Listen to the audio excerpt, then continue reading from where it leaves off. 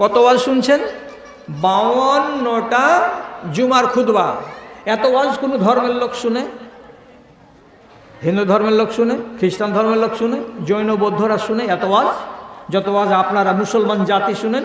52টা ওয়াজ, 52টা জুমা, আধ ঘন্টা করে জুমা, একই ওয়াজ, একই ওয়াজ। মদ খেয়েও না, সুদ খেয়েও না, মদ খেয়েও না, সুদ খেয়েও না। ফেনা উঠে গেল, চোপাতে কষাতে থুথু লেগে গেল মৌলানাদের। কিন্তু আপনার মতো মানুষগুলো সোজা হলো না। কণ্ঠই আমার ক্ষীণ হয়ে এলো, অবশ হইল পা, শত হাত দিলে অচেতন জাতি কেউ চেতন হইল না রে, কেউ চেতন হইল না। ধর্মের গলে চলিতেছে ছুরি, মুমিন কাঁদিছে দুঃখে, কোরআন হাদিস কাফনে মুড়িয়া কমিন হাসিছে সুখে রে, কমিন হাসিছে সুখে। দানবের রূপ ধরেছে মানব, কোন লজ্জা হইল না। শত হাত দিলে অচেতন জাতি কেউ চেতন হইল না রে, কেউ চেতন হইল না। বুড়িয়া কবরে চলে যাওয়া মাওলানাদের সংখ্যা জানা আছে?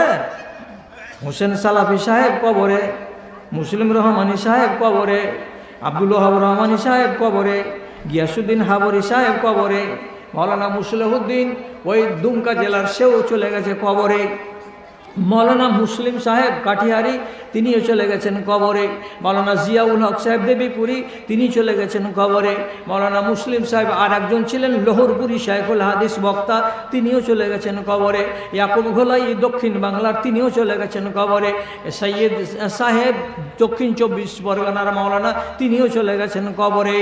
কত কবরে গেল, আমাদের কবরে যাওয়ার টাইম হলো। আপনারাও শুনেই যাচ্ছেন কবরে যাওয়ার টাইম হয়ে যাচ্ছে, কিন্তু বদল হওয়ার কোনো রেখা নাই। যদি বলে ওই শুনে বদলে যাব মৌলানা, এবার বদলেই যাব, বদলে যাবা এক জায়গাতে গিয়ে যেমনি দাঁড়াবা, তোমার হিম্মত নেই বদল হওয়া। কেন?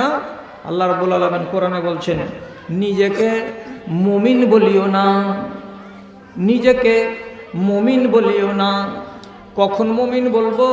আল্লাহ তাআলা বলছেন, ইন তুতিউল্লাহ ওয়া রাসূলাহু লা ইয়ালাকুম মিন আমালিকুম শাইআ।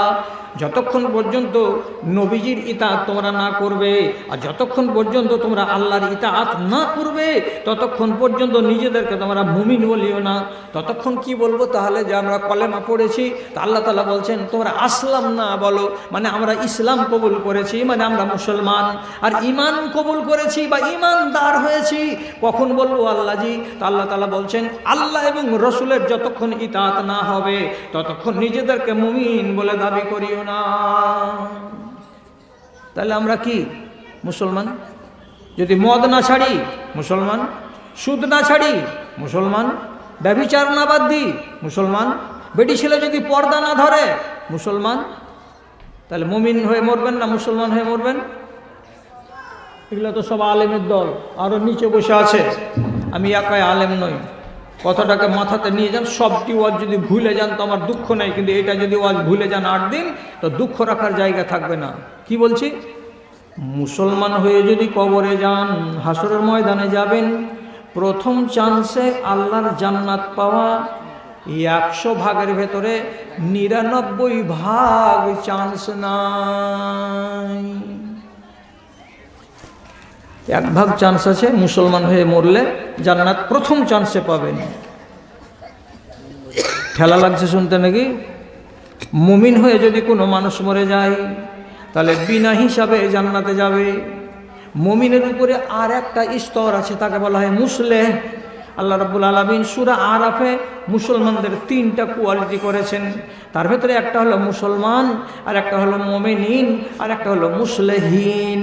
যারা মুসলেহীন ক্যাটাগরির হবে ইমানদার, তারা বিনা হিসাবে জান্নাতে যাবে। যারা মুমিনিন হয়ে মরবে তারা বিনা হিসাবে জান্নাতে যাবে।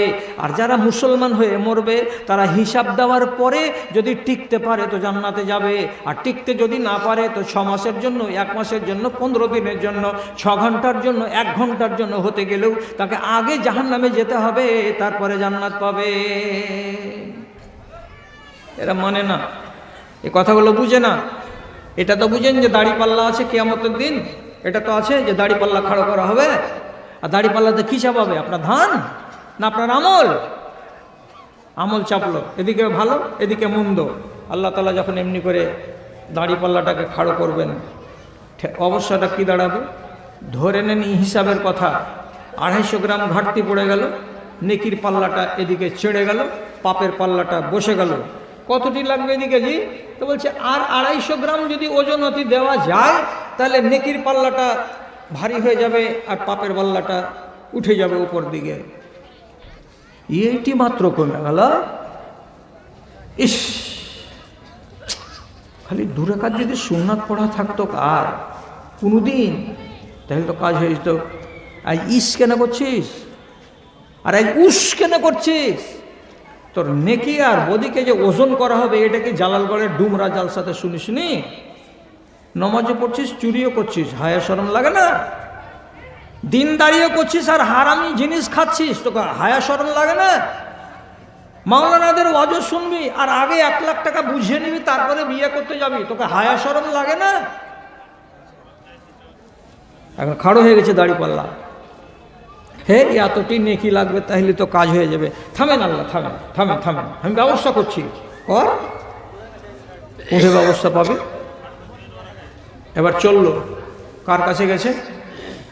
মার কাছে হাজির। মা গে, মা এমনি করে বলছে কে তুই? বলছে আমি তোর বড় বেটা মজিবুর। কি হয়েছে, কি করছিস? বলছে এতটি নেকি কমে গেছে গে মা। তুই তো তাহাজ্জুদের নামাজ পড়া বেটি ছেলে, আমি তো ভালো করে জানি তোর তো নেকির পাহাড় আছে। এটি নেকি যদি দিয়ে দিবি তো কোনো ক্ষতি হবে না মা, আমাকে এইটুকু দিয়ে দে। মা পরিষ্কার ভাষায় বলবে আমি বেটাও চিনি না, আমি কাউকে চিনি না, আমি তোমার মা নই, এখান থেকে তুমি খালি হাত চলে যাও। মা যখন বেটা চিনবে না, হাত কচলাতে কচলাতে ওখান থেকে চলে যাবে। তারপরে বাপের কাছে যাবে, বাপ একই উত্তর দেবে। ভাইয়ের কাছে যাবে, একই উত্তর পাবে। বিবির কাছে যাবে, যাওয়ার পরে বিবিকে নানা কথা বলবে, এই দিয়েছিলাম সেই দিয়েছিলাম, তোমার অনেক সম্মান করেছিলাম, তুমি আমাকে এতটি নেকি দাও তাহলে আমি কল্যাণ পেয়ে যাব। বিবিও পাত্তা দেবে না। আল্লাহ তাআলা কোরআন মাজিদে বলছেন ইয়াউমা ইয়াফিরুল মারউ মিন আখিহি ওয়া উম্মিহি ওয়া আবিহি ওয়া সাহিবাতিহি ওয়া বানিহি। মাও পালাবে, বেটাও পালাবে, স্ত্রী পালাবে, ছেলে পিলে সবাই পালাবে, কেউ নেকি দিতে চাইবে না। কেন দিবে না? কেন দিবে না? আজ কে দিন হ্যায় ও মুসিবত আ পড়ি, নফসি নফসি কি ঘড়ি হ্যায় ये ঘড়ি। আজ কে দিন হ্যায় ও মুসিবত আ পড়ি, নফসি নফসি কি ঘড়ি হ্যায় ये ঘড়ি। একটু পরে আমার পাল্লা খাড়ো হবে, আমার যদি এতটি কমে যায় কে আমাকে দেবে? ওই জন্য তোমাকে দিতে পারবো না, এখান থেকে খালি হাত চলে যা। আচ্ছা, সামান্য একটু নেকি কমে গেল, তার জন্য ফয়সালাটা কি হবে? কি ফয়সালা হবে? ফাম্মা মান সাকলাত মাওয়াজিনুহু ফাহুয়া ফি ঈশাতির রাজিয়া। যদি নেকির পাল্লাটা একটু ভারী হয়ে যায়, আল্লাহ তাআলা বলবেন সুখের জায়গায় চলে যাও। তারপরে কি বলছেন আল্লাহ? ওয়া আম্মা মান খাফফাত মাওয়াজিনুহু ফাউম্মুহু হাবিয়া। নেকির পাল্লাটা যদি একটু হালকা হয়ে যায় আর পাপের পাল্লাটা যদি একটু ভারী হয়ে যায়, আল্লাহ তাআলা বলবেন কতখানি কমলো রে? তো বলছে 250 গ্রাম করলো, কমে গেল। রব্বুল আলামিন ফয়সালা দিয়ে বলবেন যা রে বান্দা, তোকে 2 ঘন্টা কমসে কম আমার জাহান্নামে থাকতে হবে, তাহলে তোর 250 গ্রাম পাপের খেসারত বেরিয়ে যাবে। তখন তোকে আমি আবার টেনে আনবো। আফসোস করে মরবেন সেই দিন যে আল্লাহ রে, এক বেলার জন্য আমাকে জাহান্নামে যেতে হয়। যে যাবে এক বেলার জন্য, তাহলে আপনি কীভাবে বেঁচে আছেন এখন? আমরা কিভাবে বেঁচে আছি? সর্বাঙ্গীন মূল্যায়ন করতে গেলে দেখা যাবে যে আমরা ইমানদার কম, মুসলমান আমরা বেশি। প্রমাণে কি দিতে চাইলাম? একটা কথা আপনারাকে বলবো বলে ওই আয়াতটাকে পড়লাম। সেটা কি? নবীজি বলছেন, আল্লাহ রাব্বুল আলামিন বলছেন কুল্লুন মা সাকাতহুস সামাউ ফাফিহিল উশরু। এই জালালগড়ের লোক, তোমাদের জমিতে যে ফসলগুলো হয় আসমানের পানিতে, আসমানের পানিতে যে ফসলগুলো ফলবে সেই ফসলে 10 মণে তোমরা আমাকে 1 মণ দিবে, প্রতি 10 মণে 1 মণ দিবে, 10 মণে 1 মণ দিবে। আর যদি আসমানের পানিতে না হয়, তোমাদের নিজের সেচ দিয়ে হয় আর খাদ দিয়ে হয়, তাহলে 20 মণে 1 মণ আমাকে দেবে, প্রত্যেক 20 মণে আমার 1 মণ হক। এখন কি শর্ত দেওয়া হয়েছিল? মুমিন হতে গেলে কি করতে হবে? ইনতুতিউল্লাহ ওয়া রাসূলহু, যদি আল্লাহর কথা মানো আর রসুলের কথা মানো তাহলে আমি মুমিন হতে পারবো। এখন নবীজি বলছেন যে 20 মণে 1 মণ তোমাকে লাগবে, এটা আল্লাহর হক। আপনারা তখন সবাই মিলে বলবেন আল্লাহর হক কিসের?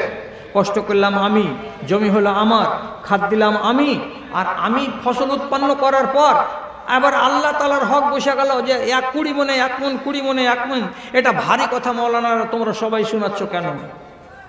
আচ্ছা, 2-3টা লোক কেউ বুকে বল করে বলেন জমি আপনার? হ্যাঁ বলে দেন, যে বলে হ্যাঁ জমি আমার। জমি যদি আপনার হয়, 60 সালের রেকর্ডে কার নাম ছিল? দাদর না বাপের? বাপের। 60 সালের আগেকার রেকর্ডে কার নাম ছিল? দাদর। তো দাদর নাম কেটে গেল। যদি জমিটা দাদর ছিল তো নাম কাটলো কেন? যদি জমিটা বাপের ছিল তো নাম কাটলো কেন? বাপের মালিকানা গেল কেন? আপনার কোনো নাম হলো? আপনি মরে যেতে গেলে এই জমিটা আবার হয়ে যাবে আপনার ছেলে পিলেদের নামে। তো এইভাবে মালিক বদলে বদলে বদলে বদলে যাচ্ছে। কেমন মালিক আপনারা? ধুলিয়ানের পার্শ্বে 4খানা গ্রাম এইবার বন্যার পানি বাড়ার সময় গঙ্গা নদীর ধারে 4টা গ্রাম কেটে গঙ্গাতে পড়ে গেল। তো নদীর কিনারায় খাড়িয়ে খাড়িয়ে মেয়ে ছেলে পিলে এমনি করে বুক বাজাচ্ছে আর করছে আমার বাড়ি গঙ্গাতে পড়ে গেল, আমার জমিখানটা কেটে পড়ে গেল, আমার জমি কেটে পড়ে গেল। আরে পাগল, তোর যদি জমি হলো তো কেটে কেন পড়লো? তোর যদি মালিকানা হলো তো গঙ্গার পেটে কেন গেল? ভালো করে বুঝেন কথাগুলো। ইন্নাল্লাহা ইয়ারসুহা মাইয়াশাউ মিন ইবাদি ইন্নাল আরযা লিল্লাহি ইয়ারসুহা মাইয়াশাউ মিন ইবাদি। জমিন হলো আল্লাহর, সারাটা দুনিয়া হলো আল্লাহর। আল্লাহ তাআলা বলছেন আমার বান্দাগুলোর ভেতরে যাকে আমি পছন্দ করি তাকে আমি 10 বিঘা দিই, যাকে আমি পছন্দ করি তাকে 200 বিঘা দিই, যাকে আমি পছন্দ করি তাকে 50 বিঘা দিই, যাকে আমি পছন্দ করি তাকে পিডব্লিউর মাটিতে আমি বাস করাই। জমিনের মালিক হলাম আমি, জমিন হলো আমার। তাহলে কোরআনের ফয়সালাতে জমিন হলো আমার আল্লাহর। তা আল্লাহর জমিনে আমি ভুট্টা ফলালাম, আমার 100 কুইন্টাল ভুট্টা হয়েছে। আমার আধিদার যদি এই ভুট্টার ভেতর থেকে একটা অংশ পাই জমিটাকে চাষ করার কারণে, তাহলে জমির মালিক আল্লাহ, তো তিনি 20 ভাগের ভেতরে 1টা ভাগ কেন পাবেন না? কে দিবে? ডুমরার লোক কে দেবে? এই ব্যাকরণকে কেউ মানবে? অথচ আমি মাঠ দিয়ে দেখে আসলাম কত ভুট্টা লেগে আছে। আপনার হয়তো 50 কুইন্টাল ভুট্টা হবে। 50 কুইন্টাল ভুট্টা হলে কয় কুইন্টাল আল্লাহর? 2.5 কুইন্টাল আল্লাহর। 20 কুইন্টালে 1 কুইন্টাল, 20 কুইন্টালে 1 কুইন্টাল, তাহলে 2.5 কুইন্টাল যদি আল্লাহর হয় তাহলে আইনটাকে কটা লোক মানতে পারবে? চলেন গোড়ার ওয়াজে যাই, যেটা ওয়াজ করছিলাম সেটাতেই থাকি।